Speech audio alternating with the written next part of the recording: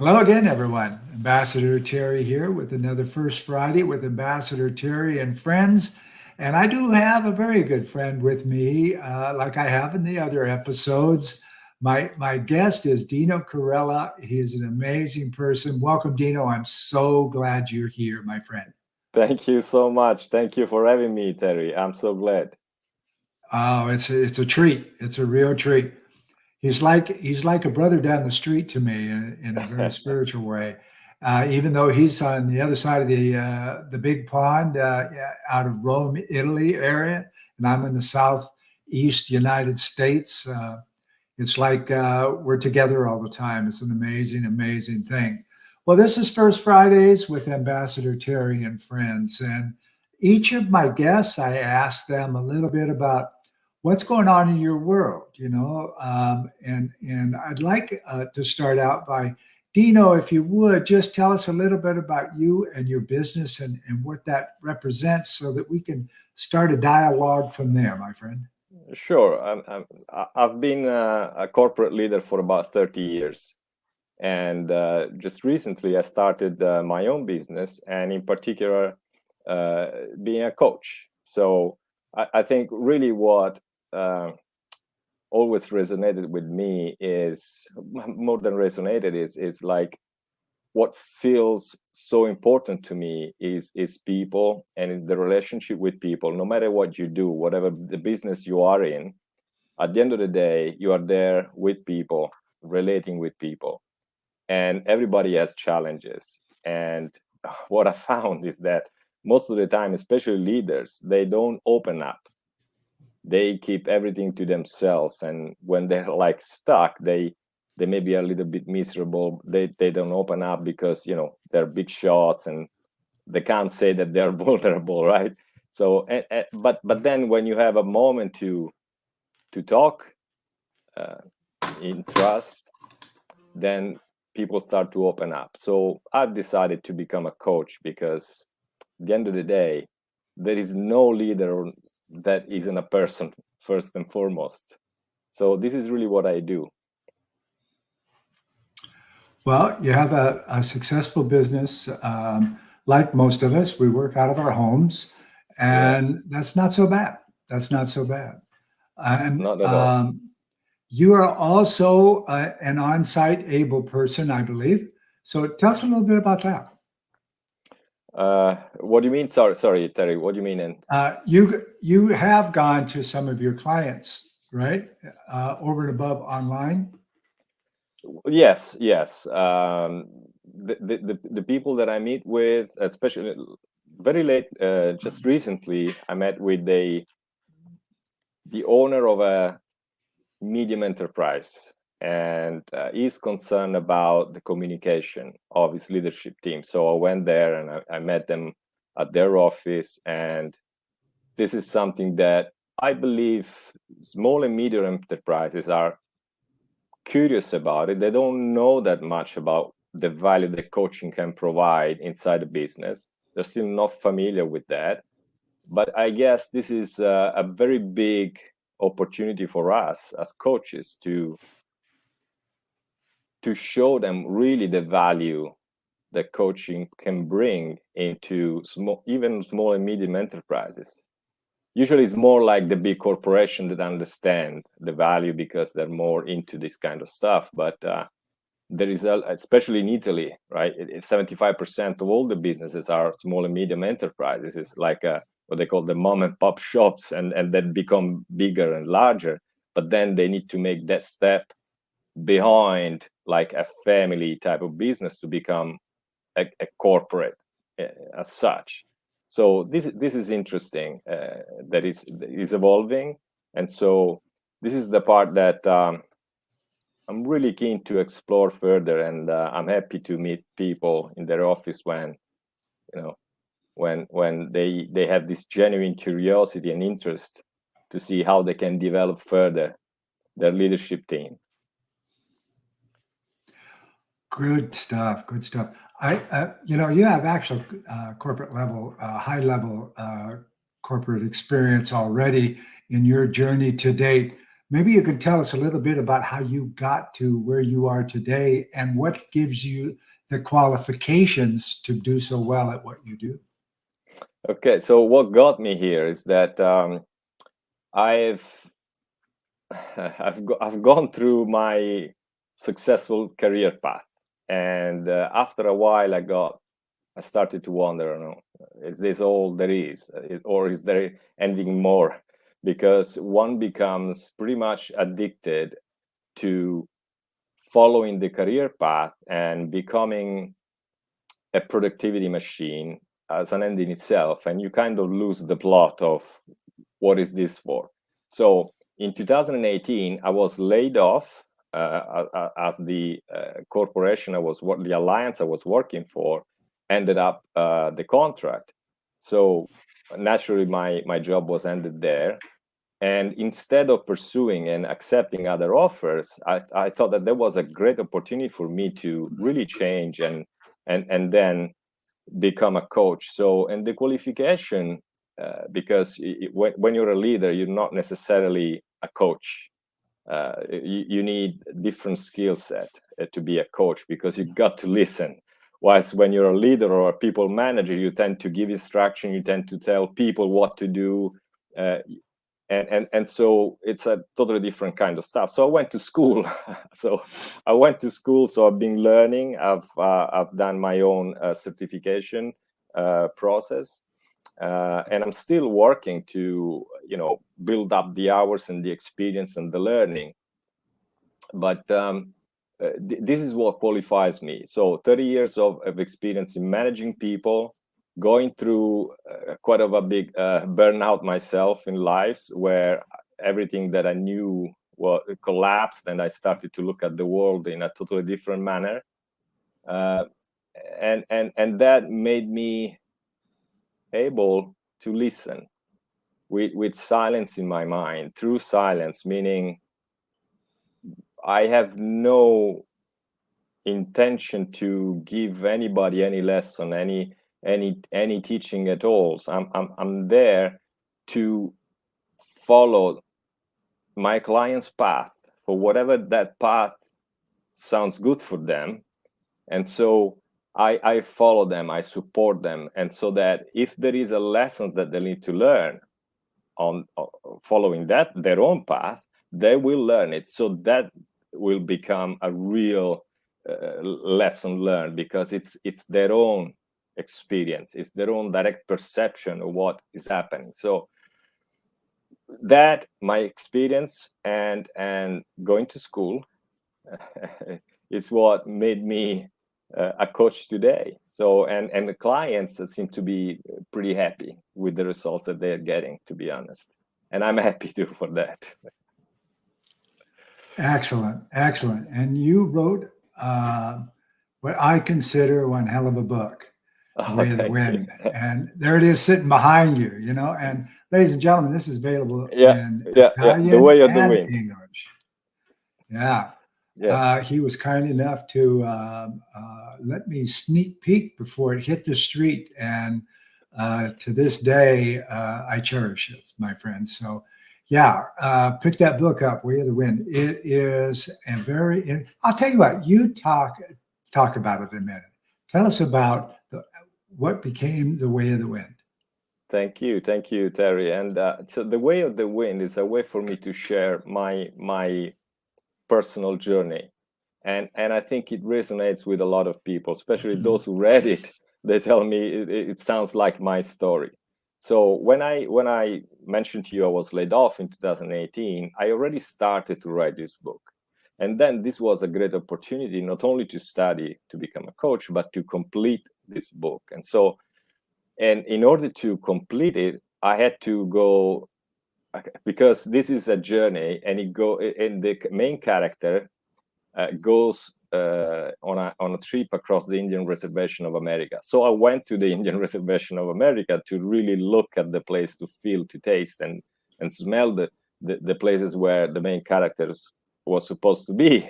And so it's a journey of a manager that is burned out, and he gets fired, and he all of a sudden is a turning point. He needs to decide what to do with his life. So because he had a Indian American roots, he decides to go to that land to see whether he could actually receive a vision that when he was a boy, he received a vision.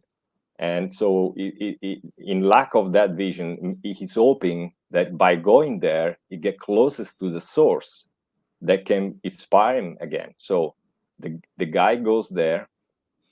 He has a number of adventures, and he meets a spiritual guide, and through the conversation, I'm basically sharing some of my lessons, my personal lessons, and the way of the wind is a way to describe a process of liberation.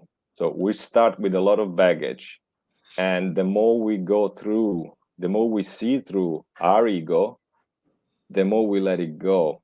And so in letting go all that burden, we become freer, so shapeless and free like the wind. So I'm hoping that this story would inspire people to follow their journey and to liberate from whatever limiting belief that they have. Excellent, excellent. Ladies and gentlemen, it's an excellent book too. This is a travel weekend for the Christian world. Maybe you need a Kindle book to thumb through, waiting for the airplane and then getting on it. And this is an outstanding Kindle book, I can say, from actual experience. I picked one up for myself. And, I just finished hosting, along with the fabulous Simon Haig, a World Thought Leaders Summit.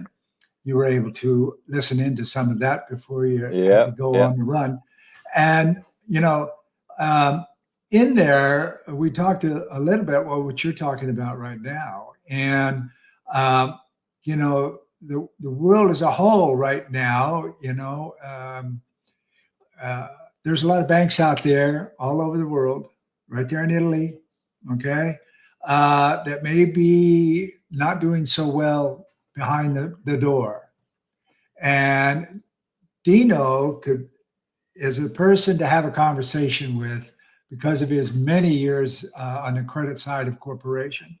And, right now, when somebody is getting ready to go out of business or put themselves up for sale, they really need to take a look at the credit side of the business. It's very important.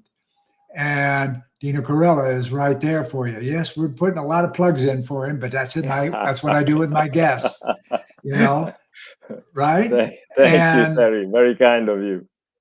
You're welcome. You're welcome. To me, as a mentor, I mentor people on multiple continents at a time. And they're reflecting a lot of what you're talking about today. Africa, Europe, and Southwest Asia, the same. It doesn't matter where you are in the world. The overall climate of the business world is in jeopardy right now, and they're trying to use old practices to change the way they do business post-COVID. And the youth and the younger workers are going, now, I was stuck with you guys doing it your way. Now I've had the chance to work remote and do it my way, and my way's better. So it's time for you guys to start listening. And, for those of you in America, for instance, a very large number of lawyers have been laid off lately. Maybe some of you are listening in right now. Hope you are. And you guys are getting ready, like I've told you to do, and that's organize into a business model or whatever. Well, guess what? We've got a business coach sitting right here at the ready for you. We're all used to being on camera now with many, many people. So that is not a new thing, but they are things to create new revenue streams. And once you decide where you're going to go, certainly a mentor would help. But having coaches that can give you a out of picture experience about what it is that you're thinking about is like having diamonds in your pocket. And Dino, you're one of those people, you're not a diamond in the rough, you're shining, man. And Thank you. social media has seen you every day, certainly for the last year plus that we've known each other. Your presence out there is really powerful. And ladies and gentlemen, I want you to reach out, do nothing else but look at his profile on LinkedIn. It's very powerful. He's very well connected. He's doing it right out there. Now, Dino, what has been your plan for social media? Obviously, online during the COVID time when you and I first met was the only one because we're all lockdown or whatever. But I think your marketing plan for what you're doing is genius. And if you don't mind, I'd like you to speak about what your thoughts are about you on social media and where it's going. Well, social media. Thank you for the compliment, and thank you so much, Terry. I think I've so much to learn here because I think I should do more, especially on other platforms that I'm really ignoring at the moment. So I'm mostly on LinkedIn and occasionally in Facebook or Instagram, but I need to learn a lot there. My strategy is really to be honest and simply provide content consistently. And initially I really started to like shoot out random contents, and I was learning. I didn't know really how to address my audience. Now I think I'm getting more and more focused on addressing specific content that my audience want to hear. So I'm not everybody's cookie, but definitely this is what if I'm doing this. If you think I'm doing this well, this is what I'm doing. I'm addressing the people that like in their 40s or in their 50s that they've been pretty successful, but they find that there must be something else, and they want to find something else. So because I've been there, so I think it's about being authentic. It's about talking about the stuff that you know, and without trying to teach lesson to people that are even clever than you, right? I mean there are CEOs and they're big, brains out there, and they don't need to be told what to do. They need to find out themselves. So this is, I guess, what I'm trying to provide. I'm trying to provide a space where I show up and I say, this is what I've learned for myself. This is what I've noticed, and if you are there, we can talk. And I'm not going to tell you what to do or how to feel. It would be up to you to decide. But the point is being authentic, saying exactly what you talk about. You need to have direct experience, not trying to pretend you're something that you're not. So this is all I do, Terry. Yeah, and the content you put out is on point, very relevant, and a joy to read because as you read through your content, whatever the post is for any particular day, your use of thought-provoking statements, in addition to questions, are very good. Like you, my target market spends less than 4 hours on social media other than LinkedIn every week. Less than 4 hours, very small amount of time. So I use a very small amount of time for those other mediums: Twitter, Facebook, IG. Barely there anymore. Here's where I contact the most people, and it's very interesting what I found. Only about 5% of the people that see me, hear me, are target market, which is very small. However, people who work for them, represent another 5%. And the people that they play golf with on the weekends picks up another 5%. So my target market all of a sudden becomes 15% of billions. Now we're talking a lot of exposure. And, building my following from 1,700 in early 2020 to just short of 60,000 right now is paying off. I get referrals from people who follow me on LinkedIn who have a conversation with somebody in their family, and they say, you got to talk to this guy I follow on LinkedIn. And that person will reach out to me with validity because they're being referred to me from somebody they know, like, and trust. So all of that plays a big part in what we do out here. Yeah.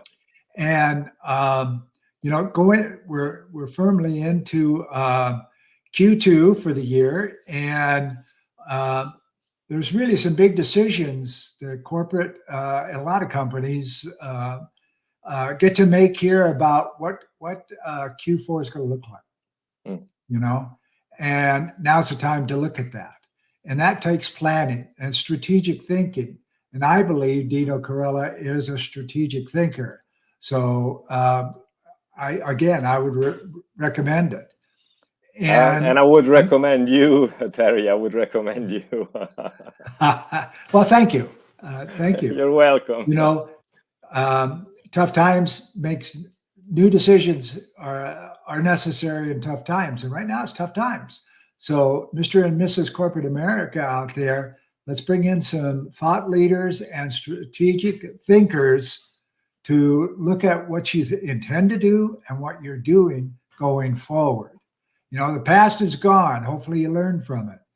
But you have a say and some control on what's coming down the road based on the decisions you make today. And informed decisions will give you a positive return on your money. Dino, this has been a terrific conversation with you, my dearest friend. And thank you so much for being on here. Thank you so much for having me, Terry. I've enjoyed, and I enjoy it every time. You bet. And I get you on as much as I can because I believe in you. Ladies and gentlemen, that's another First Fridays with Ambassador Terry and friends with my special dearest guest, Dino Carella. See you next month.